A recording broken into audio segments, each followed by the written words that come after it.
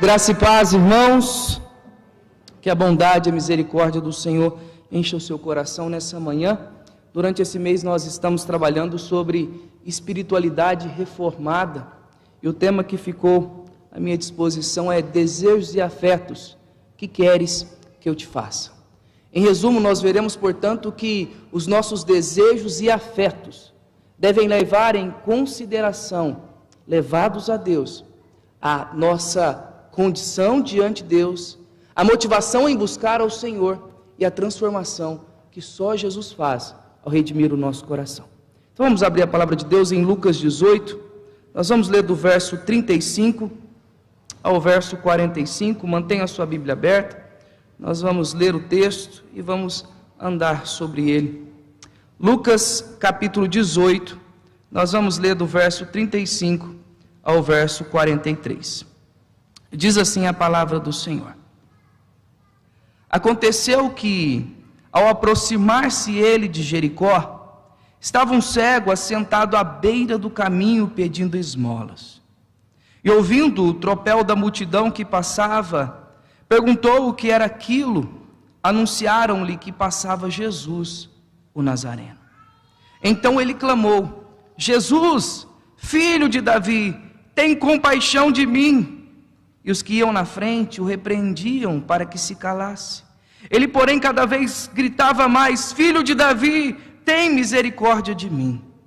Então parou Jesus e mandou que lhe o trouxessem. E tendo ele chegado, perguntou-lhe: Que queres que eu te faça? Respondeu ele: Senhor, que eu torne a ver. Então Jesus lhe disse: Recupera a tua vista, a tua fé te salvou. Imediatamente tornou a ver e seguia-o, glorificando a Deus. Também todo o povo, vendo isto, dava louvores a Deus. Senhor, nós estamos diante da tua palavra e, cobertos com o sangue de Jesus, queremos acessar a sala do teu trono e queremos receber de ti nessa manhã graça e misericórdia nessa ocasião oportuna. Ilumina nossa mente, descortina os nossos ouvidos e faça com que a tua palavra perpasse o nosso coração e a nossa mente e gere em nós frutos dignos de arrependimento. Gere em nós mudança e transformação.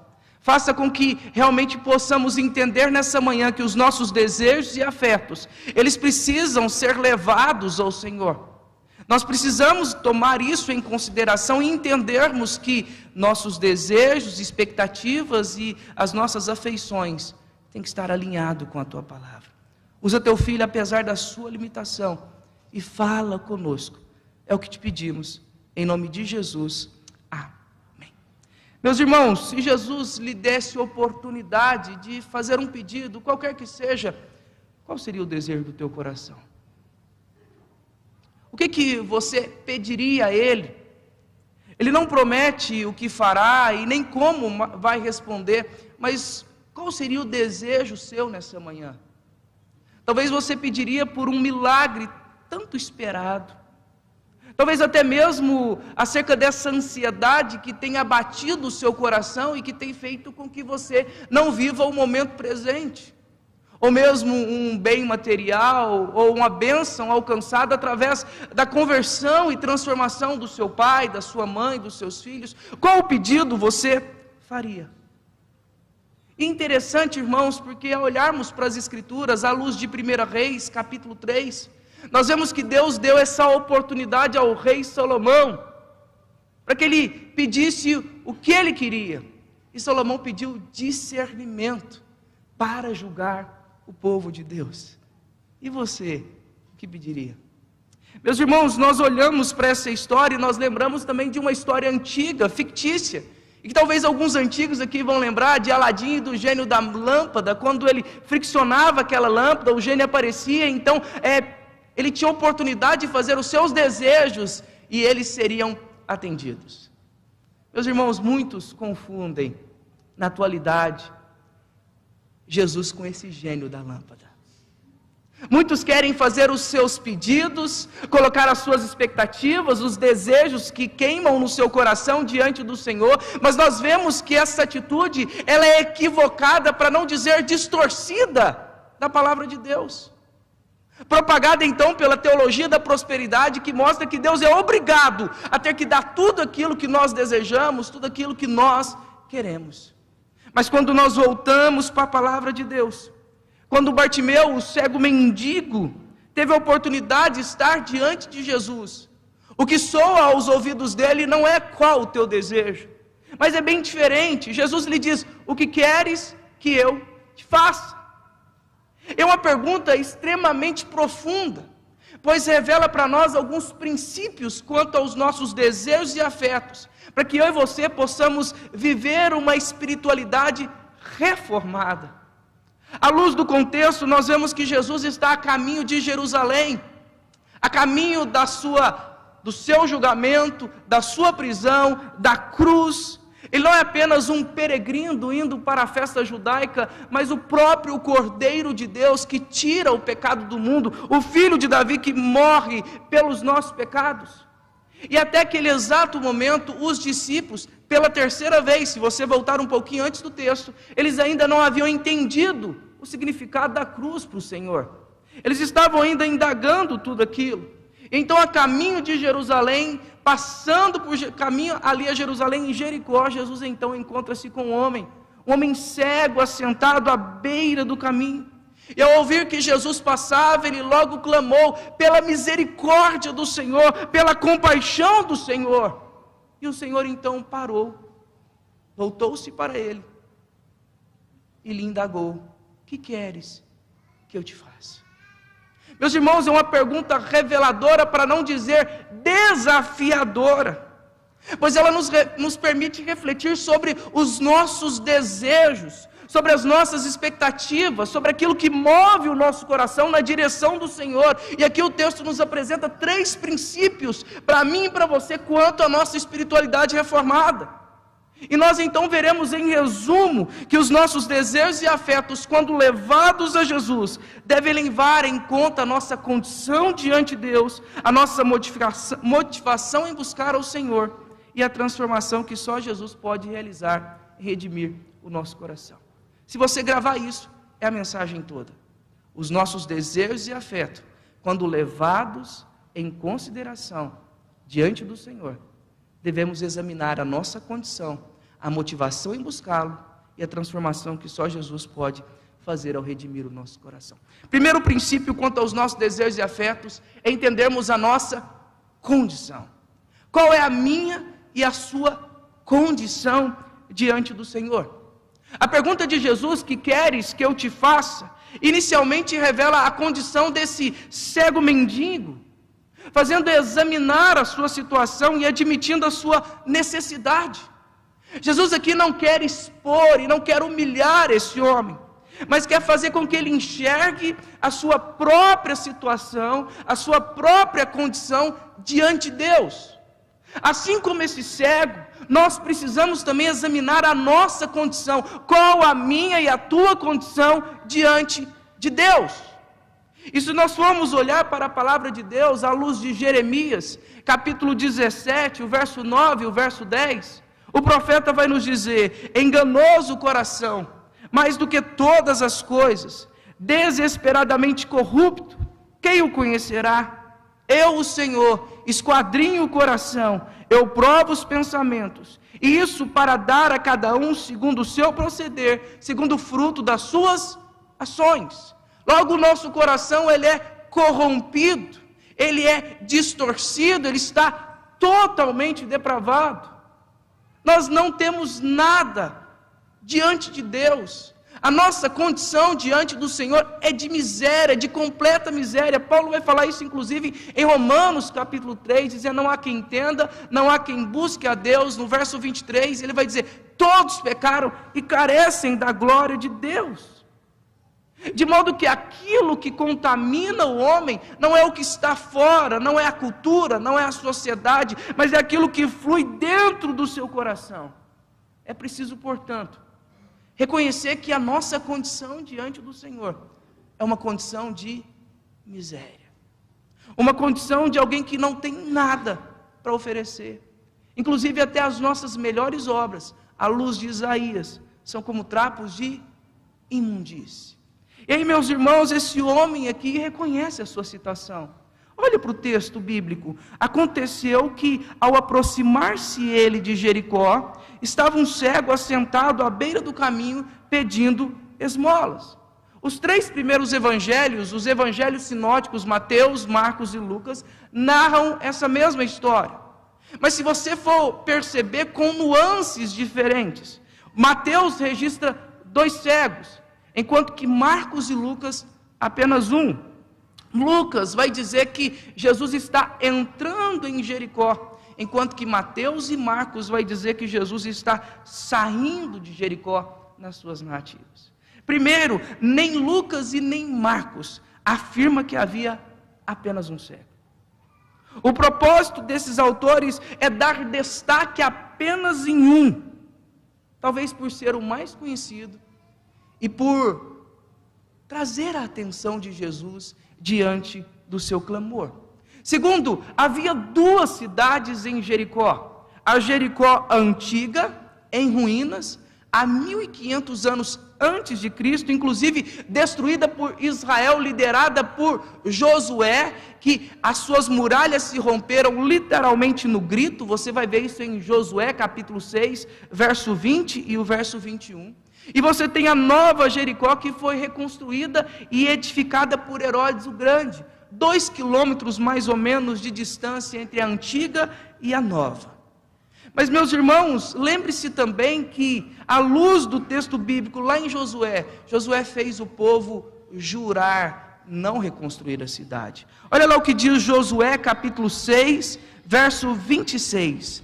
Maldito diante do Senhor seja o homem que se levantar e reedificar essa cidade de Jericó, com a perda do seu primogênito lhe porá os fundamentos, e à custa do mais novo as portas. Logo, Jericó era uma cidade de uma situação totalmente sobre maldição, mas isso não impediu de Herodes o Grande reconstruí-la, ornamentá-la, edificá-la. Inclusive, alguns historiadores vão dizer que ela é descrita como pequeno paraíso, e não foi à toa que, inclusive, Marco Antônio ofereceu de presente Jericó à rainha egípcia Cleópatra, dando a ela a cidade. Além da beleza, Jericó era extremamente próspera. Ela ficava um ponto antes de Jerusalém.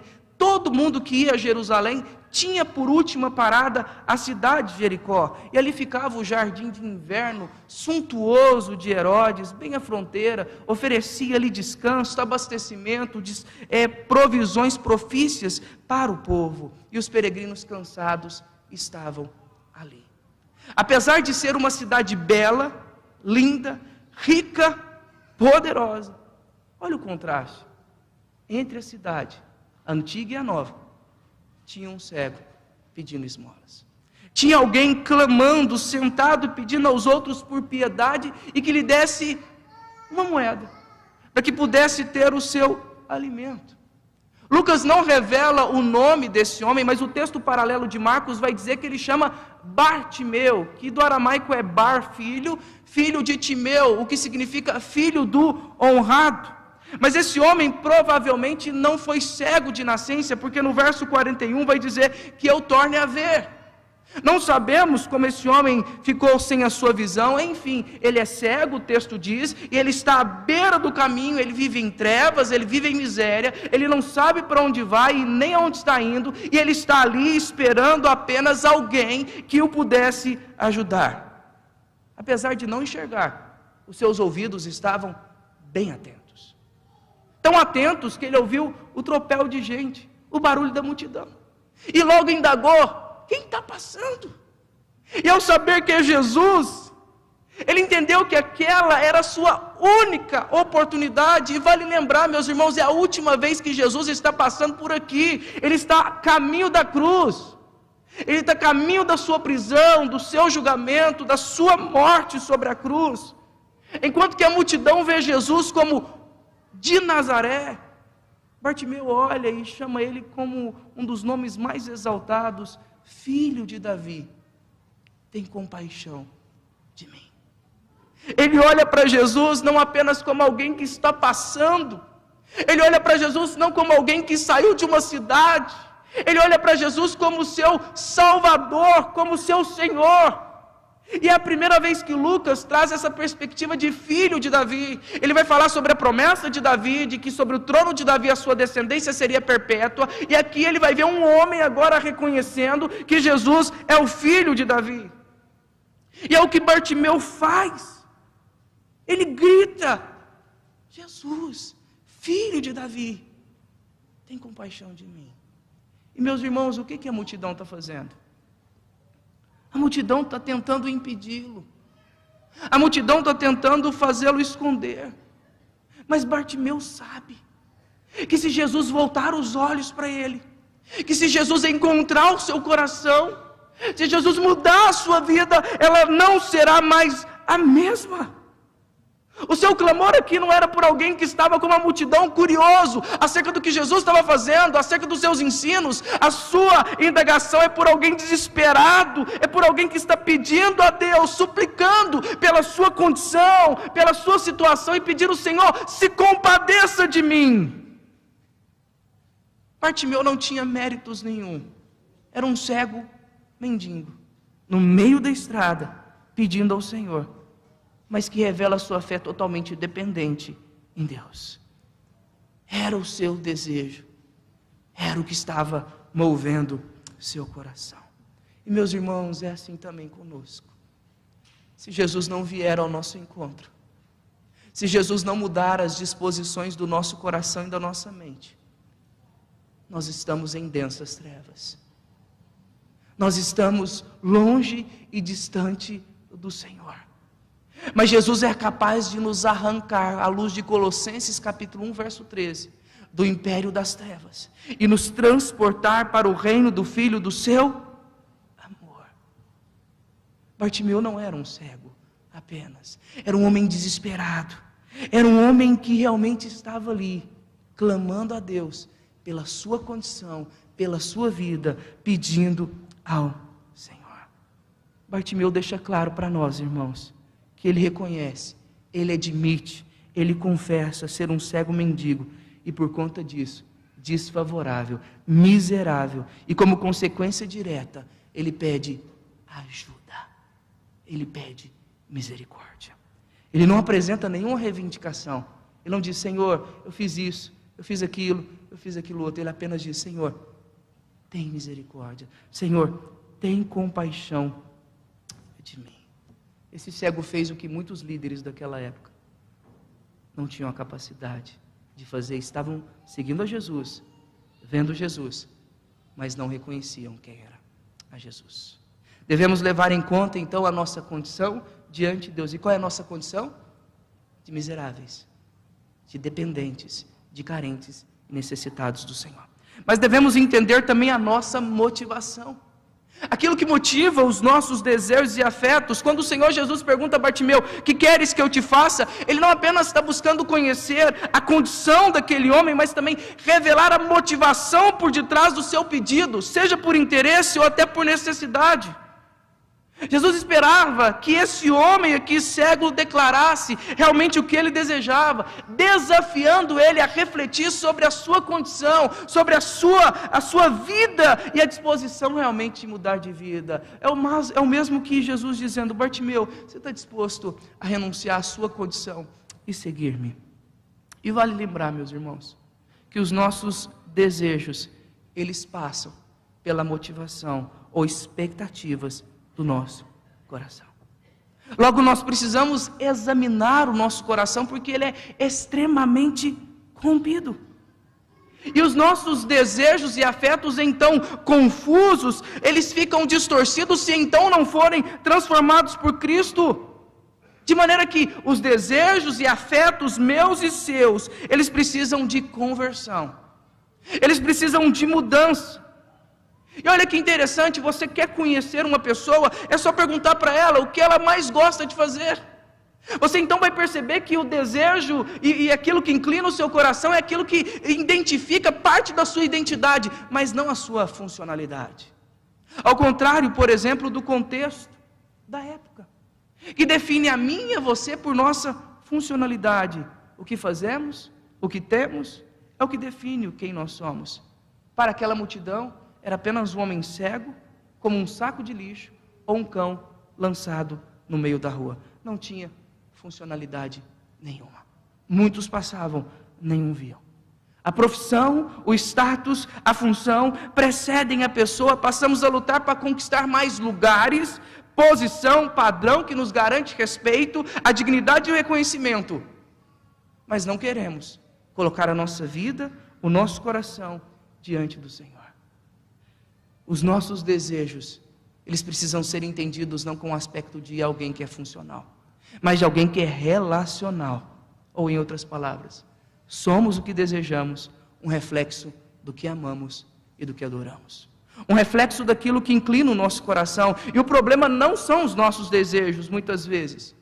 O problema é a inclinação do coração depravado. O problema é a distorção e a perversão que o pecado gerou nele. Não apenas nos nossos desejos, mas também naquilo que a cultura nos envolve, trazendo consigo sinais de corrupção e de queda e de pecado. E muitas das expectativas espirituais que nós anelamos, ou que nós buscamos, nascem da formação de um caráter defeituoso.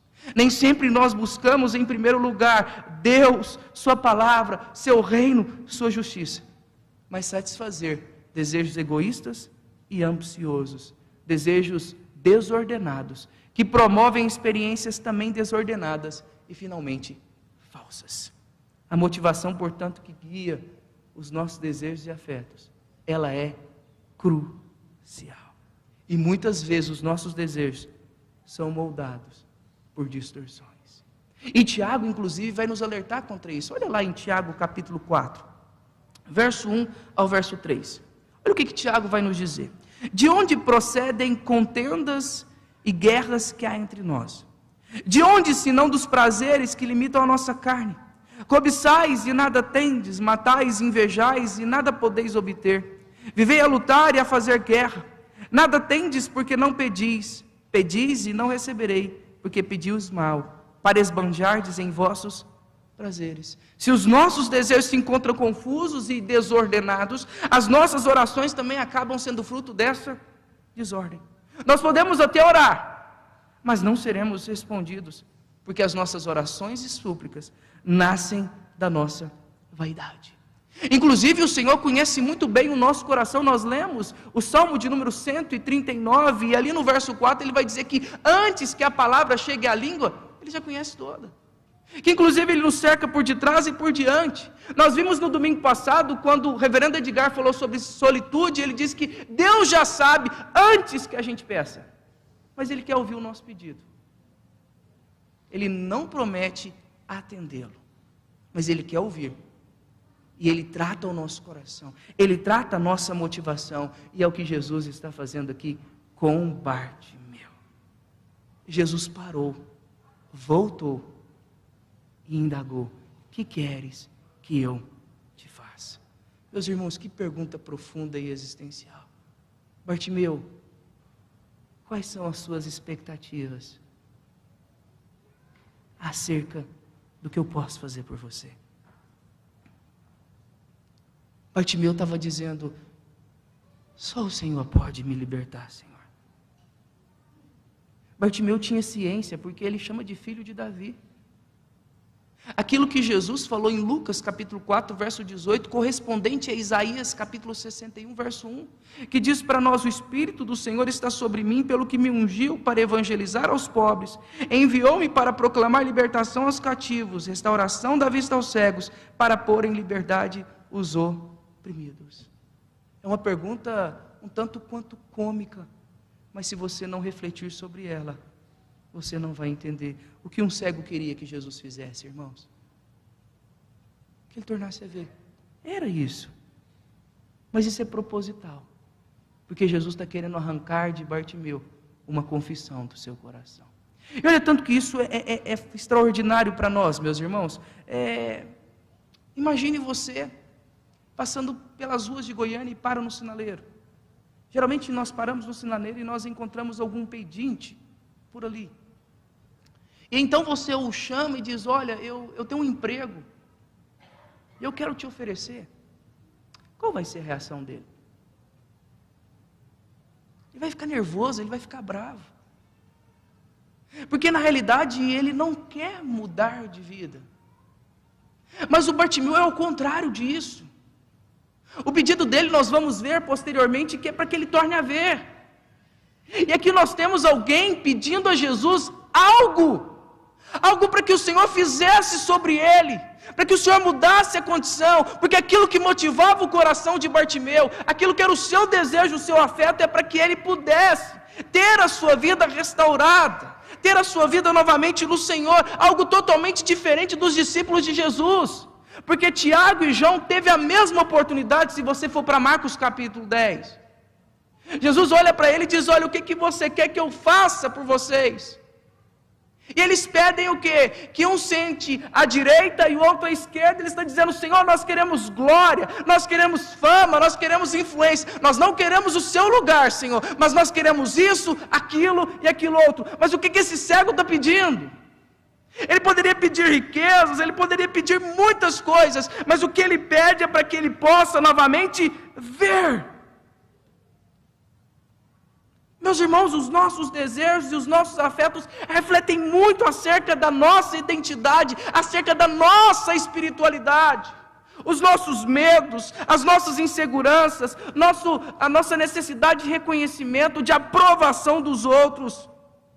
É essencial que nós submetamos a nossa motivação ao Senhor, como disse inclusive Agostinho: nosso contínuo desejo é nossa contínua oração. Tem que ser o contínuo desejo da nossa vontade, não guiado por vaidade, não guiado por egoísmo, mas guiado tão somente pela vontade de Deus. Assim como Bartimeu, renda o seu coração ao Senhor. Faça como Davi no Salmo 139, sonda-me, ó Deus, e prova o meu coração. Vê se há em mim algum caminho mau e guia-me pelo caminho eterno. Jesus não faz nada com Bartimeu, enquanto não faz essa pergunta. Ele faz a partir da sua resposta. E Bartimeu sabia o que queria, porque se nós não sabemos o que queremos, nós não sabemos para onde estamos indo. E a gente precisa aprender a relacionar muito bem o que de fato é o nosso coração com aquilo que a palavra de Deus aplica a ela, para que os nossos desejos e afetos estejam no Senhor.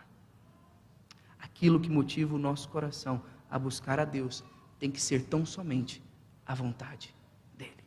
Mas não apenas apresenta a nossa condição, a nossa motivação, mas também a nossa transformação.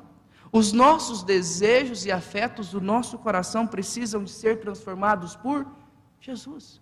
O pedido de Jesus a Bartimeu: o que queres que eu te faça, não tinha por finalidade expô-lo, não apenas revelar a sua condição, mostrar a sua motivação, mas estava tentando levá-lo para uma nova vida no Senhor. Ele se considerava um cego, dependente da ajuda dos outros, mas ele não queria continuar permanecendo assim. E, meus irmãos, pedir ajuda não é nada fácil, porque é admitir dependência, é admitir que não podemos nada de nós mesmos. E é o que esse homem faz. Ele diz: Senhor, que eu torne a ver. Até parece óbvia, mas não é, meus irmãos. Lembra do mendigo no sinaleiro? Ele não quer abrir mão. De certa forma, pode até soar ridículo, mas ele não quer abrir mão do seu conforto de depender dos outros. Mas esse não é o caso de Bartimeu. Porque se você for em Marcos, ele deixa inclusive a sua capa para trás. O único objeto que ele tinha. Ele abandona tudo. Ele deixa tudo para trás para ir até Jesus. Ele sabe da sua condição. Ele sabe da sua necessidade. Ele diz: Senhor, eu quero ver. As palavras de Jesus não apenas indagam o seu coração, as palavras de Jesus têm poder para rasgar o coração dele, tem poder para descortinar o mais profundo do coração, inclinar o coração dele ao Senhor e dizer: Senhor, eu quero tornar a ver. Ele faz isso com confiança plena em quem Cristo é. Ele não pediu riqueza, ele não pediu poder, ele não pediu sucesso, ele pediu apenas: Cristo, cumpra aquilo que o Senhor veio cumprir. Venha redimir a minha vida, venha redimir o meu corpo, venha redimir a criação no seu sentido geral. E ao ser curado, ele tinha uma nova perspectiva e um novo propósito de vida. Meus queridos, como há cegos piores que Bartimeu, aqueles que não querem enxergar, primeiro, a sua condição diante de Deus, segundo, que a motivação do seu coração, ambicioso e egoísta, não está inclinado ao Senhor, e por isso a espiritualidade não cresce e não amadurece, e também não querem ser transformados por Cristo. Pessoas frustradas, desanimadas, apáticas, pessoas que às vezes até estão na igreja, como a multidão ao redor de Jesus, mas até aquele momento não entendiam quem Ele era. E a resposta de Jesus foi: recupera a tua vista, a tua fé te salvou. Imediatamente tornou a ver e seguiu glorificando a Deus. Também todo o povo, vendo isso, dava louvores. Jesus poderia estender a mão, Jesus poderia tocar nos olhos, fazer massa na terra com saliva, aplicar aos olhos, mas a sua palavra foi suficiente. Aliás, Ele é capaz de restaurar o mundo, criar o mundo, apenas com o poder da sua palavra. A tua fé te salvou, disse Jesus. E a transformação de Bartimeu não foi apenas física, foi também espiritual. Ele recebeu fé. Lembra de Efésios capítulo 2, verso 8? A fé é um dom de Deus, não de obras, para que ninguém se glorie. A fé vem pelo ouvir, e ouvir a palavra de Deus. Bartimeu ouviu Jesus, o coração dele encheu de fé, e ele então colocou todo o seu coração rendido, submetido, lançado às mãos do Senhor.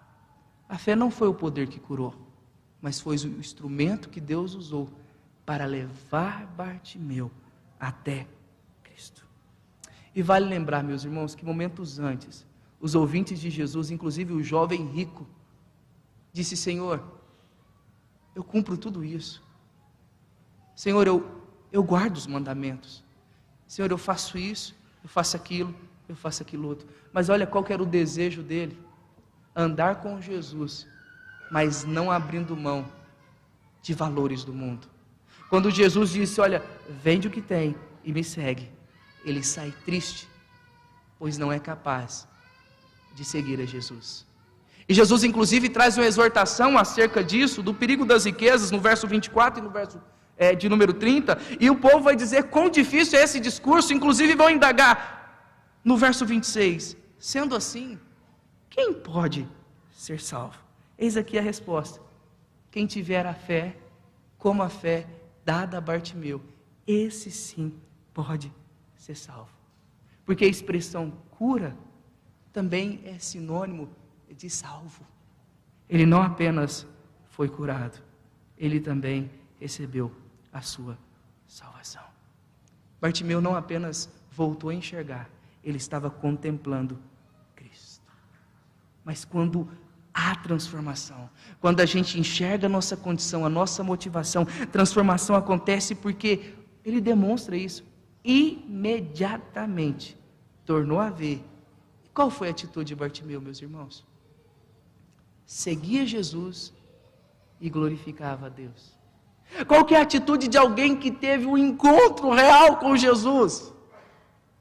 Submeter-se a Cristo e ser grato a Deus pela sua misericórdia e pelo seu favor.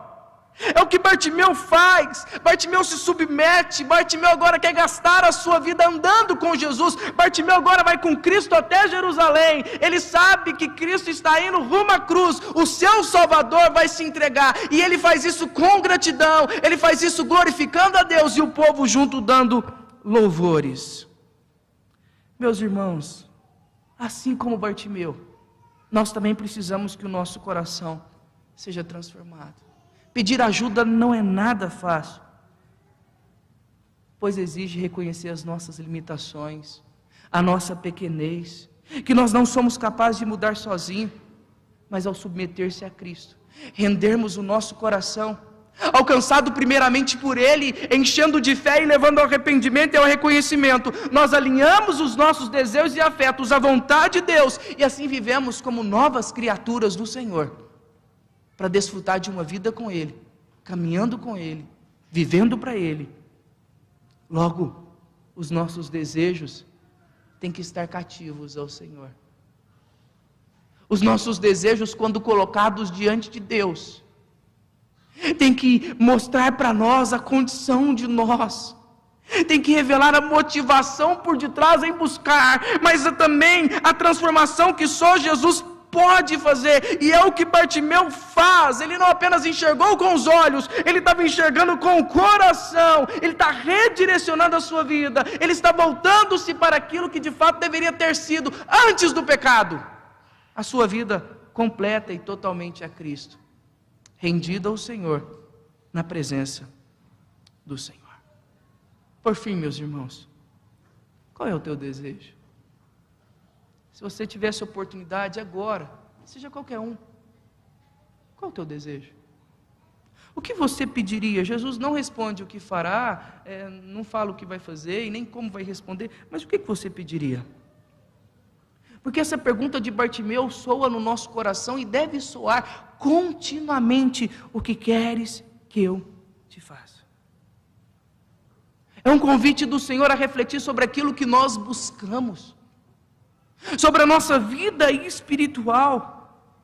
Se os nossos desejos e afetos estão alinhados à pessoa do Senhor, à luz da palavra de Deus, porque muitas das nossas orações estão ligadas diretamente aos nossos interesses imediatos, como o pão nosso, e não como um relacionamento ao Pai que é nosso. Entretanto, quando tudo é transformado por Cristo e alinhado à vontade de Deus, Bartimeu, como cego, nos ensina que, mesmo no meio das lutas, mesmo no meio das dificuldades, das suas limitações, é possível continuar seguindo, vivendo e amando a Jesus. Ele reconheceu que Cristo era a sua única esperança, e ao clamar por misericórdia, experimentou graça e restauração que só Jesus pode fazer. Dessa forma, somos desafiados a abandonar, irmãos, os nossos desejos e afetos, alinhar eles ao Senhor para segui-lo. Que a nossa oração seja como a do rei Davi, que lemos nessa manhã: sonda-me, ó Deus, e conhece o meu coração, prova-me e conhece os meus pensamentos, vê se há em mim algum caminho mau e guia-me pelo caminho eterno. Assim como Bartimeu, peça ao Senhor que abra os seus olhos, não apenas para ver, mas para viver uma vida com Cristo, seguir a Cristo com gratidão e louvor, vivendo uma profunda espiritualidade, à luz da palavra de Deus reformada. Seguir a Jesus, o preço é caro, mas vale a pena abandonar tudo e andar com o Senhor. Vamos orar?